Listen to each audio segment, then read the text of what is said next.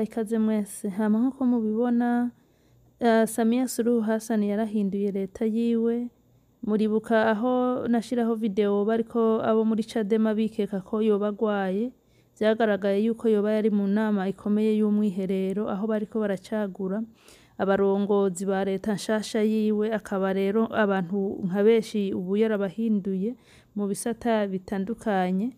Reka rero dutangurire kuri aba batatu turabe uyu bita Mheshimiwa Damas Ndumbaro bamuhaye wizara ya Maliasili. Wizara ya Maliasili gisigura yuko ngo yahawe ubushikiranganji bw'ubutunzi kamere canke ico muvuga ngo ni ministry w'umutungo kamere. Hanyuma Mheshimiwa Mwingiru Nchemba, uyu Mheshimiwa Mwingiru Nchemba nawe yahawe wizara ya fedha ari nayo ngo ni ministeri y'imari canke twe tukavuga ati n'ubushikiranganji bw'ubutunzi.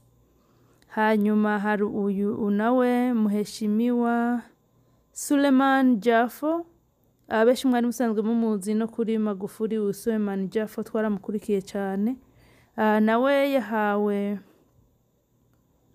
ofisi ya makamu wa raisi muungano na mazingira, bisigura ngo biro ya vice president ubumwe n'ibidukikije.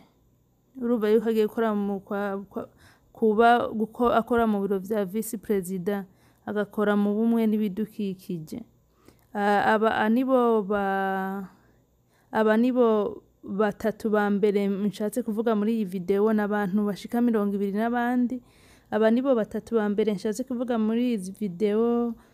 Mwese nkaba ndabashimiye cyane, nkaba ndabifuriza umunsi mwiza. Mukore subscribe, mukore share, mukore comment. Murakoze cyane, mugira ibihe byiza mwese rero.